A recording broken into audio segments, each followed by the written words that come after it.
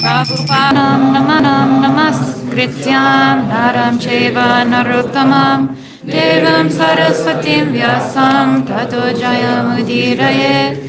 Before reciting the Srimad Bhagavatam, which is the very means of conquest, one should offer respectful obeisances unto the personality of Godhead. Lord and I worship the supermost human being, unto Mother Saraswati, the goddess of learning, and unto Srila Vyasadeva, the author.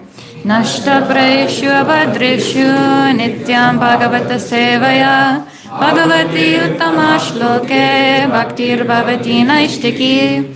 By regular attendance in classes on the Bhagavatam and by rendering of service to the pure devotee, all that is troublesome to the heart is almost completely destroyed, and loving service unto the personality of Godhead, who is praised with transcendental songs, is established as an irrevocable fact.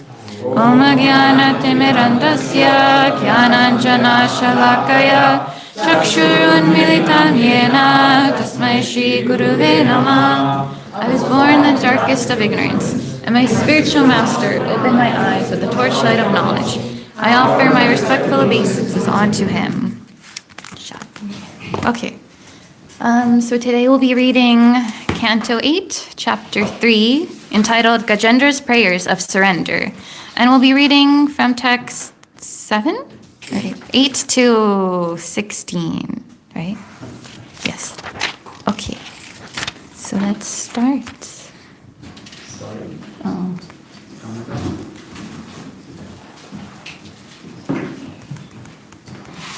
Okay, and then in this a little bit of context in this chapter. So right now, Gajendra has been attacked by the crocodile, and now he's offering all these prayers that he remembered in a previous life as King Indradyumna to the Supreme Personality of Godhead. Yeah, we're gonna just go over those prayers.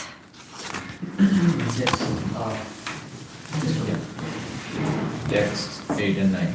The Supreme Personality of Godhead has no material birth, activities, name, form, qualities, or cause.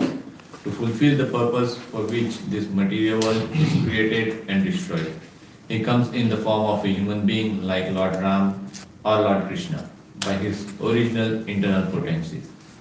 He has immense potencies and in various forms, all free from material contamination. He acts wonderfully. He is therefore the Supreme Brahman. I offer my respects to him. I offer my respectful obeisances unto the Supreme Personality of Godhead, the self-effulgent Supersoul, who is the witness individual soul and who cannot be reached by exercises of the mind, words, or consciousness. The Supreme Personality of Godhead is realized by pure devotees who act in the transcendental existence of Bhakti Yoga. He is the bestower of uncontaminated happiness and is the master of the transcendental world. Therefore, I offer my respect unto him. I offer my respectful obeisances to Lord Vasudeva, whose altar burning, to the Lord's fierce form as Lord Nishingadev, to the Lord's form as an animal, Lord Varahadev, to Lord Dattatreya, who preached impersonalism, to Lord Buddha and all other incarnations. I offer my respectful obeisances unto the Lord, who has no material qualities, but who accepts the three qualities, goodness, passion, and ignorance, within this material world.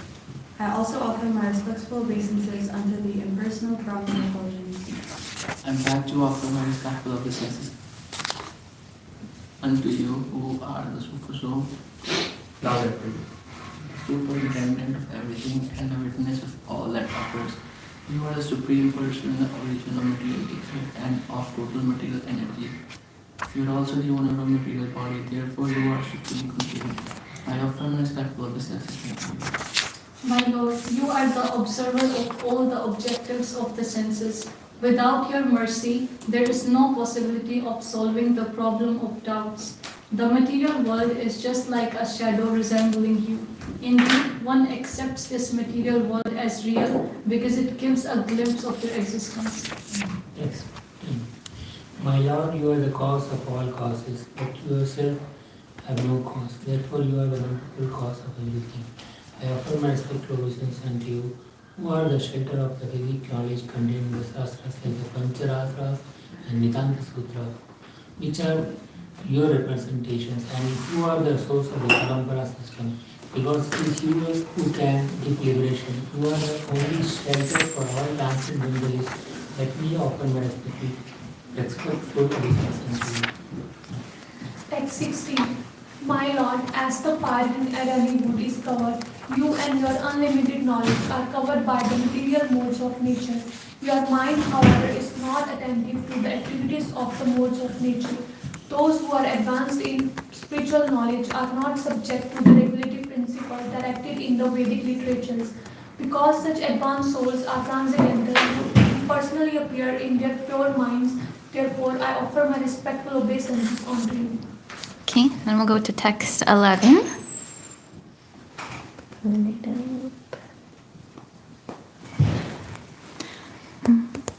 Satvena pratilabhyaya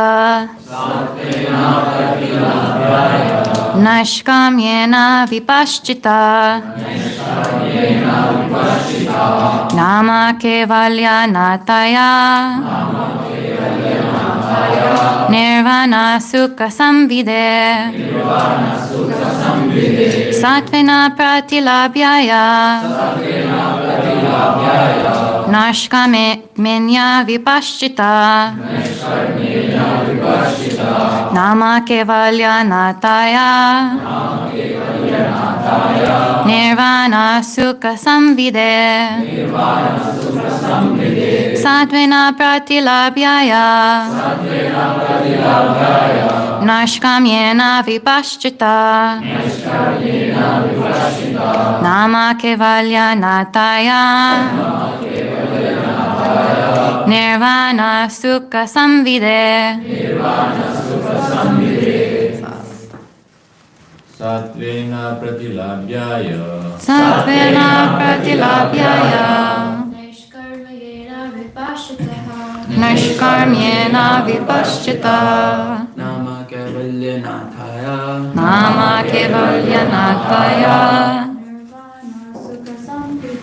Nirvana sukha samvide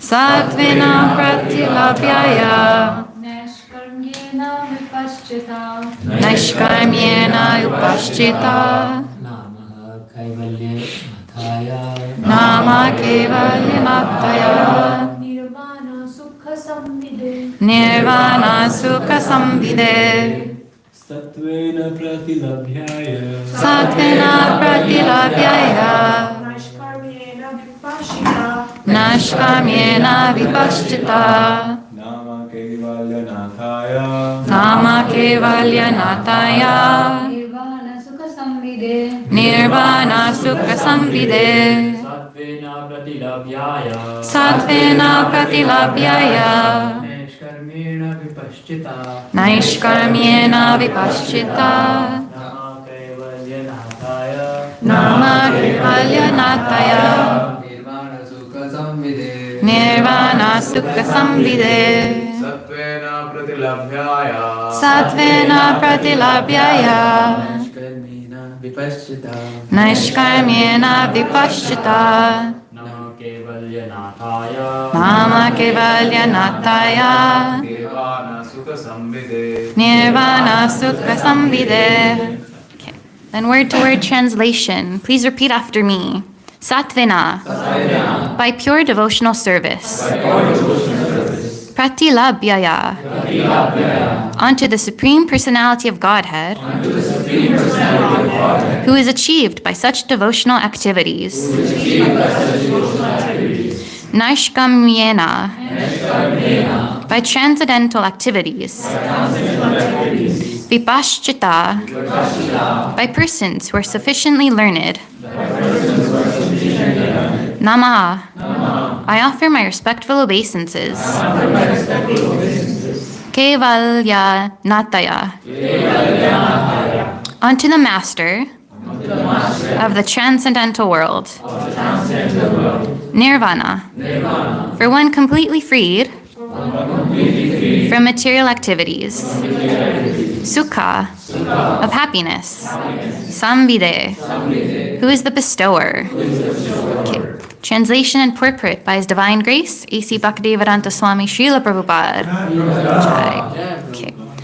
The Supreme Personality of Godhead is realized by pure devotees who act in the transcendental existence of Bhakti Yoga. He is the bestower of uncontaminated happiness and is the master of the transcendental world. Therefore, I offer my respect unto Him. Purport. As stated in Bhagavad Gita, the Supreme Personality of Godhead can be understood only by devotional service. Bhaktya nam abhijannati yavanyaschasmi tattvata. If one wants to know the Supreme Personality of Godhead in truth, one must take to the activities of devotional service. These activities are called sattva or shuddha sattva. In the material world, activities of goodness, which are symptomatic of a pure Brahmana, are appreciated. But the activities of devotional service are shuddha sattva. In other words, they are on the transcendental platform. Only by devotional service can one understand the Supreme. Devotional service is called nashkarmya. Mere negation of material activity will not endure. Nashkamyan api achutya bhava varjitam. Unless one performs activities with reference to Krishna consciousness, cessation of material activities will not be helpful. In hopes of achieving Naishkarmya, freedom from material action, many highly elevated sannyasis stopped their activities, yet they failed and returned to the material platform to act as materialistic persons. But once one is engaged in the spiritual activities of Bhakti Yoga, one does not fall down. Our Krishna consciousness movement is therefore an attempt to engage everyone always in spiritual activity, by which one becomes transcendental to material actions. The spiritual activities of Bhakti Marga, Shravanam, Kirtanam, Vishnu, Smaranam, Para, Sevanam, lead one to understand the Supreme Personality of Godhead. Therefore, as stated here, Satvena, Pratilabhyaya, Narshkamyena, Vipashchita, the Supreme Personality of Godhead is realized by pure devotees who act in the transcendental existence of Bhakti Yoga. The Gopala Tapani Upanishad says, Bhaktir asya bhajanam tar ihat mutropadi nairas yeneva musmim manasakalpanam etar evacha naishkarmyam. This is a definition of Naishkarmya. One acts in Naishkarmya when he fully engages in Krishna-conscious activities without material desires to enjoy, either here or in the upper planetary systems, in the present life or in the future life. Eha amrita. Anya bilashtita shunyam. When one is freed from all contamination and he acts in devotional service under the direction of the spiritual master, one is on the platform of Naishkarma. By such transcendental devotional service, the Lord is served. I offer my respectful obeisances unto Him. Okay. Okay, so what I took away from this verse is about just like the importance of Bhakti Yoga And let's start by defining what that is. Who knows what Bhakti Yoga is? It's the yoga of love. Yes. Anyone else? Union with the Supreme Personality of Godhead through devotional services. Yes. Bhakti is devotional service to the Supreme Lord, and Bhakti Yoga is linking with the Supreme Lord through devotional service. So we see here how important Bhakti Yoga is, because it just helps us keep connected to Krishna. Like, yeah, it doesn't like make us fall down. Even if we want to do, or if we want like materialistic things and we're still doing devotional service, like we'll still get those materialistic things, but that's like an afterthought at that point. It's like when we're doing it, then we realize just how important devotional service is to Krishna. It's like, oh yeah, I wanted a car, but now I have Krishna, so it's like I don't care about the car so much. And yeah. I mean, I was reading like another portrait that is in Canto 2. If maybe we can pull it up. It's 2.3.10 of Srimad Bhagavatam. And this goes more into Bhakti Yoga and the importance of desires and being desireless, things like that. Yeah. Okay. Anyone would like to read?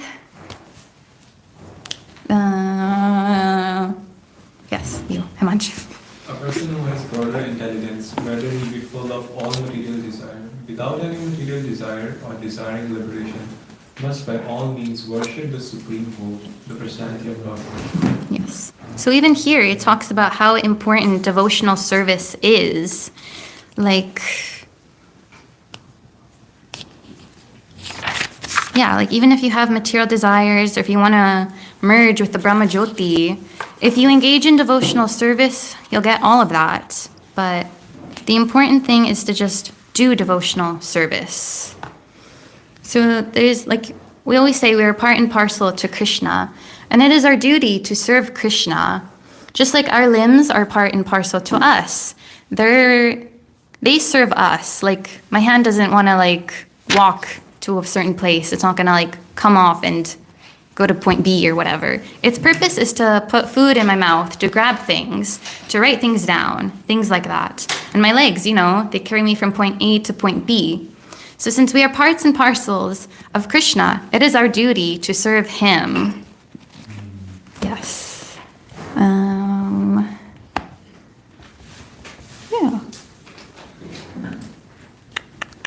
And then another point was about happiness. Like, true happiness is serving Krishna, like through devotional service. And in the material world, we can achieve just like only a fraction of that happiness through materialistic ways, through like through the economy, through things like that, or through serving others. But it's that glimmer of true happiness that we'll feel serving Krishna. And yeah, I didn't prepare very well for this class, so pardon me. Yes. Yeah, so you said even if we have all desires, all material desires, even if you want to merge in Brahman effulgence, even if you want your devotional service, you should not stop your devotional service, right? Keep on doing it. What if sometimes you feel like not doing it?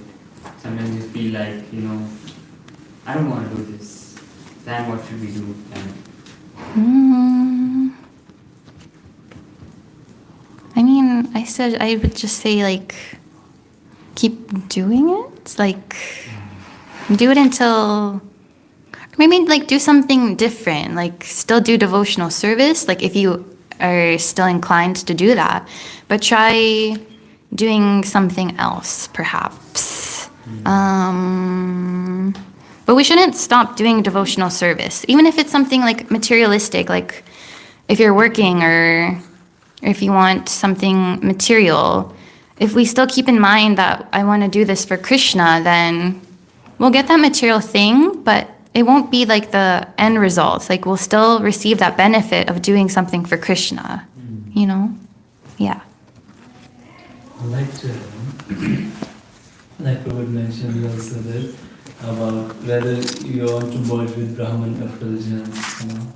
Well, this is the benefit of being in Krishna consciousness, that when you want to merge with Brahman effulgence, means you have to kind of concentrate on nothing in life. It's like you don't know which way to go, what's your direction. It's just like, you know, everything is void. The same goes with yogis as well. You have to be in a specific posture and your mind has to be concentrated. But Bhakti Yoga whereas gives us a lot of opportunities. If you don't feel like chanting, you can go and have darshan. And if you don't feel like having darshan today, you can sing bhajan and you can sing kirtan, you can listen to kirtan. If you don't feel like listening to anything, you can read a lot of scriptures, pastimes. Everything is full of nectar. You can dance, you can honor prasadam. So we can never be tired of devotional services. If we are in Krishna consciousness, there are a lot of opportunities in different places. Thank you so much for that. Yeah, and then here also in the purport it says, therefore one who desires to merge into the supreme impersonal Brahma Jyoti must also worship the Lord by Bhakti Yoga, as recommended here in the Srimad Bhagavatam. Bhakti Yoga is especially stressed here as the means of all perfection. In the previous chapters, it has been stated that Bhakti Yoga is the ultimate goal of both Karma Yoga and Jnana Yoga. And in the same way, in this chapter, it is declared that Bhakti Yoga is the ultimate goal of the different varieties of worship by the different demigods. Bhakti Yoga, thus being the supreme means of self-realization, is recommended here. Everyone must therefore seriously take up the methods of Bhakti Yoga, even though one aspires for material enjoyment or liberation from material bondage. So we must always do that, even if you want to merge with the effulgence, like still do Bhakti Yoga, because it can help us just become self-realized, and then perhaps make us realize, oh, I don't want to merge with effulgence. Like that sounds not great. We're serving Krishna, it sounds amazing. Yeah. Okay. Yes, So, you were asking about sometimes we don't feel like doing things. Me and my friend, we were discussing it yesterday. We were discussing the verse of Bhagavad Gita where Krishna says that, you know, cut this ignorance with the sword of intelligence, with the sword of knowledge. So, me and my friend, we started our 16 rounds. Not almost at the same time, but yeah, we were doing it at the same time. So, but later on, I used to tell him, read Srila Prabhupada books, read, listen to his lectures. But he never did. He just, 16 rounds. But later when he got his job, it was a night shift, then of course that 16 rounds went to 8, then it went to 4. Then we were discussing this verse that if you would have had knowledge, okay, we have this verse, Vacho Vegam, Manasa Krodh Vegam. Sometimes we have Bhakti Vegam. Sometimes we're like, oh Krishna. Sometimes we have this emotional, and it will stay for 1 month, it will stay for 2 months, it will stay for 4 months, it will stay for 6 months. But how long? Sometimes you will not feel it, right? Okay. Then when this knowledge comes, then when Srila Prabhupada books kick in, sometimes we don't feel like chanting. But why we are still chanting? We heard Srila Prabhupada chant. We are not, I am not a pure devotee, so sometimes it's not, my mind is going somewhere else, but we are still sitting. Why? Intelligence. We are cutting our mind through intelligence again and again. So that's why it's important to read Srila Prabhupada books, and these are the times when these books, these lectures comes, cut our mind through these lectures and what we read. Yes, that's right. It's very nice.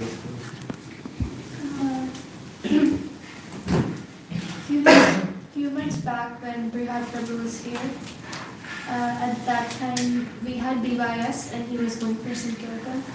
And at that day I wasn't feeling very good. I wasn't feeling like going to BYS at that time. So I asked him this question. I asked him like, sometimes you don't feel like doing stuff. Like I don't feel like going to Viva's today. I don't feel like singing. Then he said, that's pretty normal, but what you can do is just maybe take some time out. So at that time it was 5:30. We were supposed to leave in like next 15 minutes. So that was not an option. And then he said, or you can talk to your mentor and then talk to them and just talk to them, I guess. And you don't have to talk about like spiritual stuff. You can talk about your life. Like the reason that we have Shiksha Gurus is not just because you have to ask them spiritual questions all the time. They're there to like guide us in our life. Like Prabhupada told me once that, like sometimes when she talks to her mentor, it's all just about casual things in life that she needs help with, and there's not even one single question that connects with like spiritual stuff sometimes. But because you need help in life, right? So talk to your mentors, and if that is not an option either, then just maybe read a book, like he said. So you have the option. Yeah. I remember Prabhupada saying that if you sometimes we see people like pure devotees, like they will go and run through DP and they'll be like, oh Krishna, you're my Krishna, this and that. So that is like a sentimental type of bhakti. That is not even bhakti, but it's a sentiment. And that will eventually come down because there's no backup of philosophy or there's no backup of knowledge. So Prabhupada used to say this line. I forgot the whole line, but he said,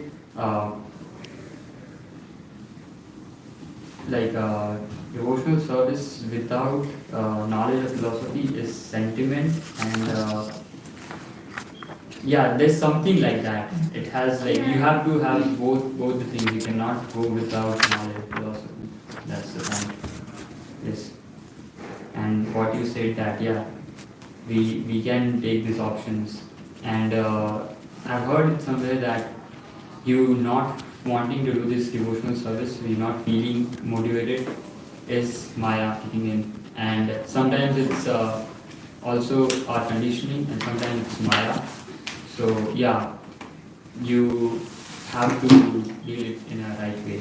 And it's okay to feel that way because we are not perfect and we are not sure devotees yet. Yeah, I asked the same question to one of my mentors also. Like sometimes I feel like I want to do everything, and sometimes I feel like I don't want to do anything. Like, what's wrong with me? Like, this is not how devotional service should work. Like, and then he said, like that's normal because we are at a conditional stage. Like we're just starting our bhakti, and at the level that we are, it's normal. So don't overthink on it, just keep on doing your own thing. Like if you feel like doing something, like chanting, then chant. If you don't feel like, still chant.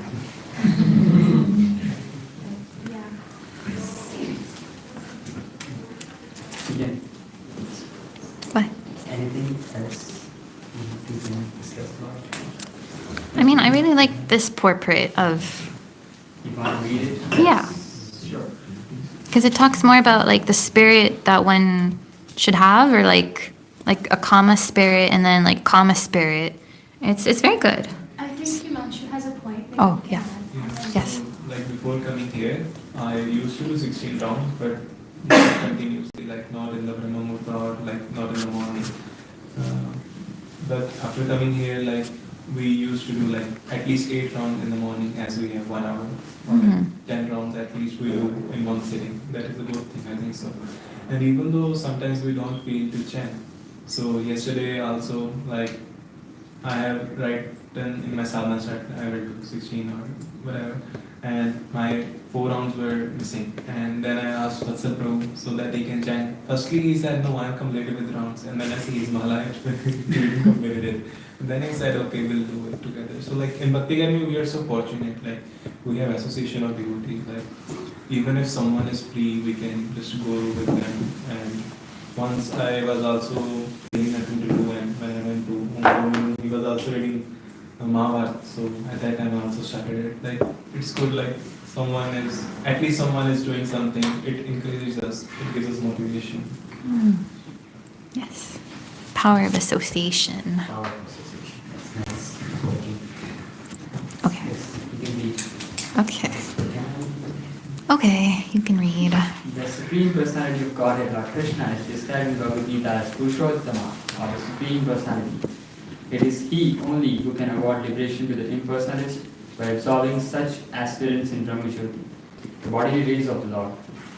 The Brahmajyoti is not separate from the Lord, as the glowing sun rays is not independent of the sun disk. Therefore, one who desires to merge into the Supreme Impersonal Brahmajyoti must also worship the Lord by Bhakti Yoga, as recommended here in Srimad Bhagavatam. Bhakti Yoga is especially stressed there as a means of all perfection. In the previous chapters, it has been stated that Bhakti Yoga is the ultimate goal of both Karma Yoga and Jnana Yoga. And in the same way, in this chapter, it is emphatically declared that Bhakti Yoga is the ultimate goal of different varieties of worship in different demigods. So, can you stop looking at me like that? Sorry. Bhakti Yoga, thus being the supreme means of self-realization, is recommended here. Everyone must therefore seriously take up the method of Bhakti Yoga, even though one aspires for material enjoyment or liberation from material bondage. Rohan. Akama is one who has no material desire.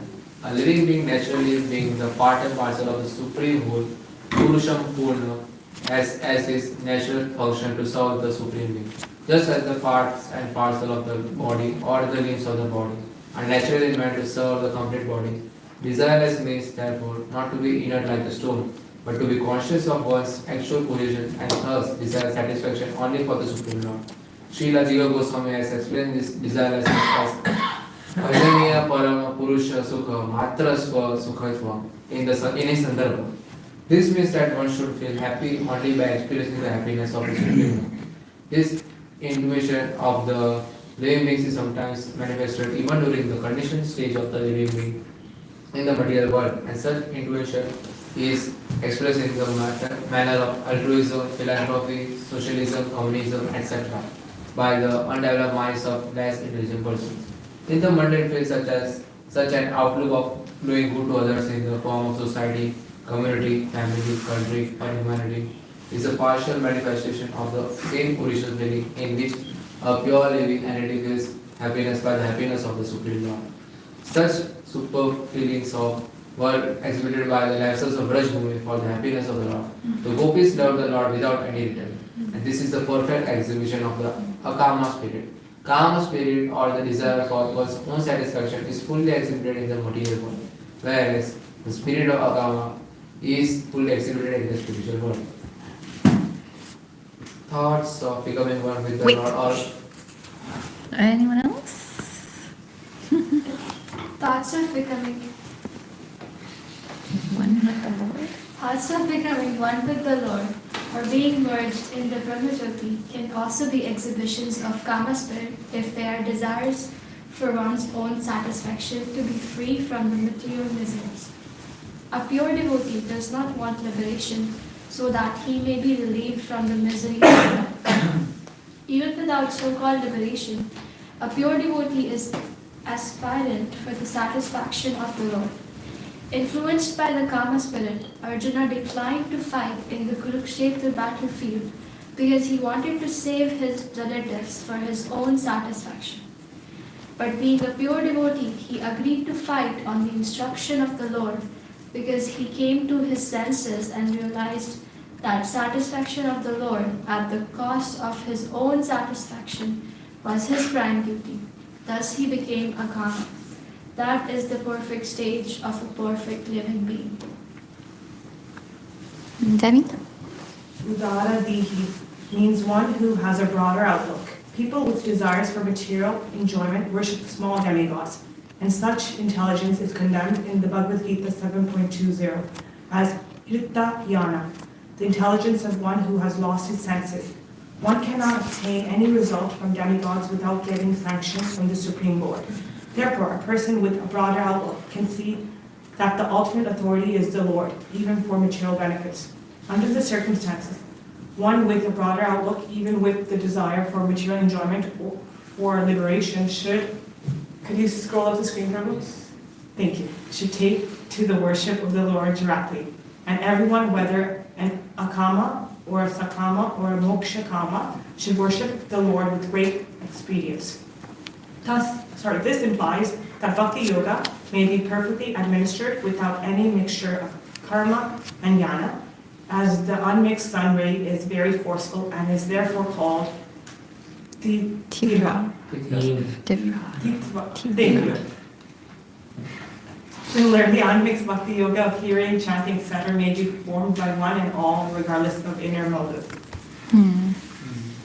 I like the part about the demigods. Like, it is pointless to worship them, because even if you do, you have to go to like specific demigods to ask for like specific things. Oh, I want rain, I have to go to Indra. I want this, I have to go to that demigod. I want this, I have to go to that demigod. Whereas when we just worship Krishna, he'll give us everything. So worship Krishna. Okay. Yes, I think Amadahari, you had a question. Yes, please. So we see, like here, Lord is mentioned as the supreme authority, and the demigods are like further servants of the Lord. But we also see it's like we have to be servant of the servant. So why don't we worship demigods?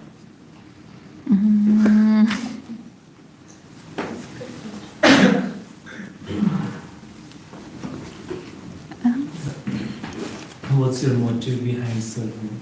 Yeah, you are serving a servant with no material desire, right? But when you serve a demigod with material desire, that's where we go wrong. So we need to make sure our motive is clean and clear. With that, if you serve Durga Devi, for sure, because in Mahabharata, just right before fighting the battle, Krishna asked Arjun to bow down to Durga Devi first, to take her blessings, and then fight the battle. The purpose was selfless, the purpose was to fulfill Krishna's purpose, Krishna's transcendental law. So if you do with that purpose, then there shouldn't be a problem. This we read every day, right? By regular attendance in the class of Bhagavatam and service to the pure devotee, all their troubles into the heart is almost completely destroyed. Loving service into the personality of God is established. So the word pure devotee is very significant there. But so you have to worship, like be a servant of a pure devotee. But in that case, Lord Shiva is a pure devotee. Durga Ma, she's also worshipping 24/7. Yes, we are. We are not saying that we are not servant of them, but if you want pure devotional service, then you have to worship them in that mode. And yes, if you worship them in that mode, it's fine. If you're asking for pure devotion, not material desires. Yes, as Guru said, the intention behind that matters. Could I also mention that the demigods are parts and parcel of the Lord, so when you're worshiping the Lord, you're already worshiping the demigods. So why do you take the extra step? Just to worship the Lord, every single demigod is worshipped. In that way, why don't we just directly go to Krishna? Why do we have to go from devotees? Because the Lord likes it when we worship His devotees. But nonetheless, The first, your motive, your purpose kind of clears everything. Thanks, that works. You have something to say to that? Like we also go to Prabhupada, he is also the servant of God. So I think so we should go to the pure devotees so that they can give us the essence of Bhakti Yoga. So that we can enhance our life, our spiritual life. I think so. Yeah. Thanks. That helps. Thanks, Prabhu. could we also add that the demigods are also influenced by the three most material natures? That's why, as Prabhu said, it's a pure devotee, so they have to be part of the disparate succession. They're in the transcendence level, so they're not influenced by the three most. Those are the ones that we should worship, or mercy to go back to the Lord, because Shiva is also in the mode of ignorance. So we don't want to also be in that mode. Yeah, Shiva. He's in the mode of ignorance, Brahma is in the mode of ignorance. Okay, we can teach that discussion for some other time. I will not discuss that now. He's in charge of it. Yes, I know. So I had a question here. Yes. It is said that the one who wants to merge in Brahmana presence, they are actually full of, like they are basically selfish. It's not said like that, but they are selfish. Like they're doing it for getting free from material business, right? So how can we understand that? They also want to achieve the Lord in different forms. So how is that justified?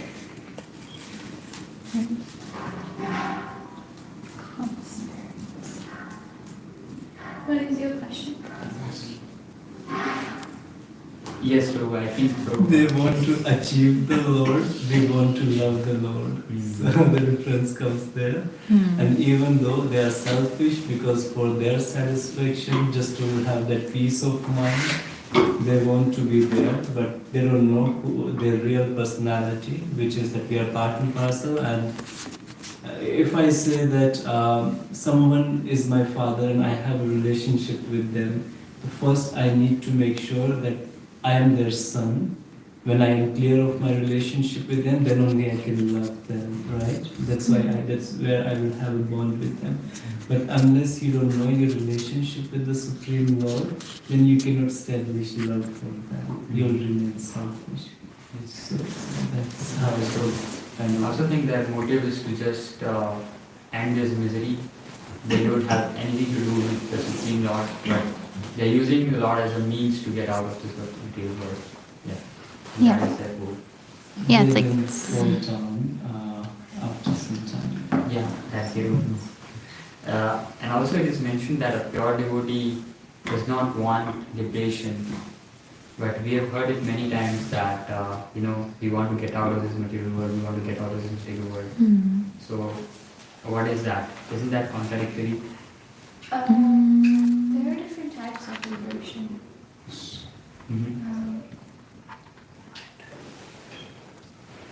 Going into Brahmajyoti is also a type of liberation. Like there are 5 types of mokshas, right? Yes. So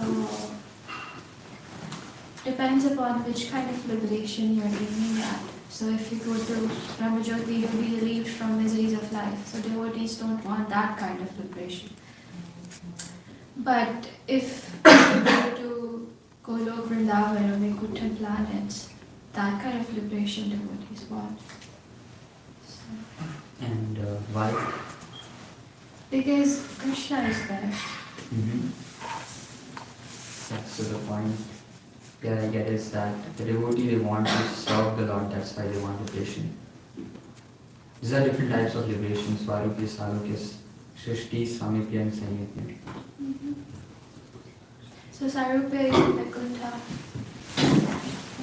Indeed, residents of the Vaikuntha, Salukya, Shrishti, unattained meditation requires same opulence as the Lord and lives in Vaikuntha lands. Swarupya, the same form as the Lord, Puram.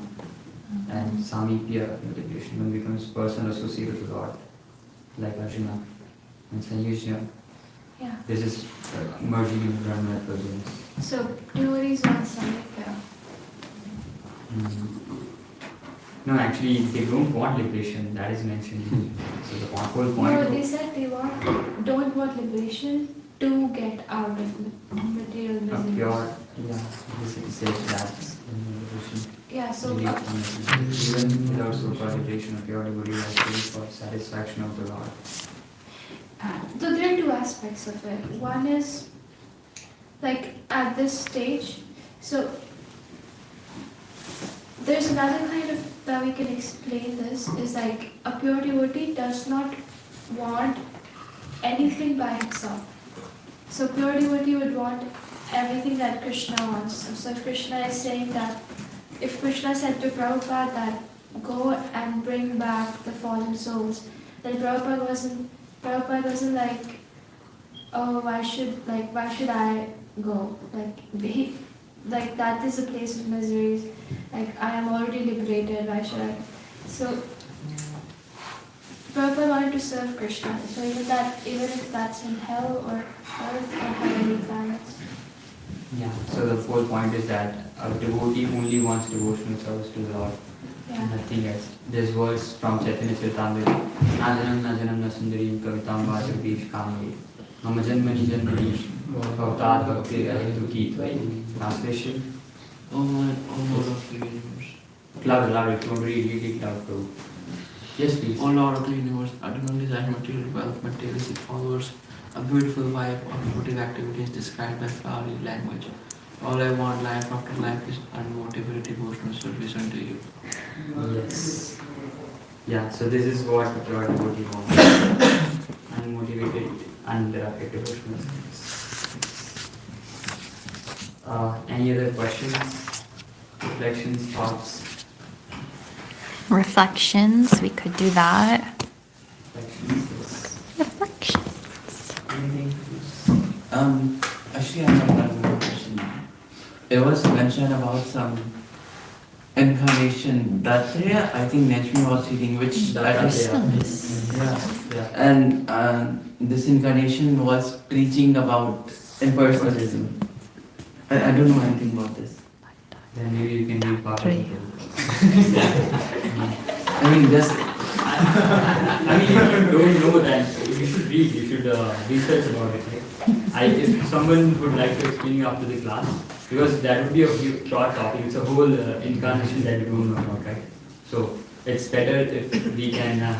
I'm sorry, I didn't mean to offend you, sorry. You've already offended him. You should fall down at his feet. I'll do it after the class.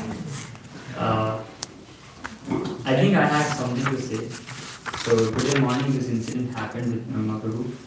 So we were there, like I was there, Divanshu was there, and further devotees when we were there. So Prabhu was bleeding like anything. And still he was not thinking of himself.